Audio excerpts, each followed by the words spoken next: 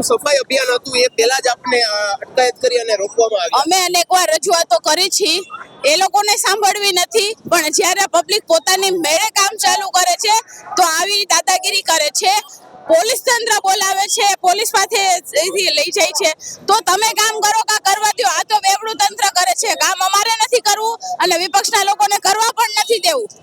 શું કહેશો આજ કઈ રીતનો આપનો કાર્યક્રમ? આજ અમે સાફ સફાઈ માટે અમે ખુદ કે ભાઈ તંત્ર નથી કરતું તો અમે કરીએ, એના માટે જ અમે બધા શસ્ત્રો સામાન લઈ આવ્યા હતા કે અહીંથી એટલી ગંદકી ઓછી થાય તો આરોગ્ય સુધરે. બધાના રોગચાળો કેટલો ફેલાય છે, મચ્છર ન થાય એના માટે આજ અમે કોશિશ કરી હતી. પણ આ લોકો જેમ તાનાશાહી કે ભાઈ વિપક્ષને કઈ કામ જ નહીં કરવા દેવાનું એ અંતર્ગત આજે ફરી ધરપકડ કરાવી છે. અને હજી હું તમને એમ પણ કહું છું કે આ ઉપવન સોસાયટીમાં પણ અમે મુદ્દો ઉપાડ્યો છે. રંગ ઉપવન સોસાયટી બહાર પણ એટલી બધી ગંદકી હોય છે, એની પણ અમે એક રજૂઆત કરી ચૂક્યા છીએ.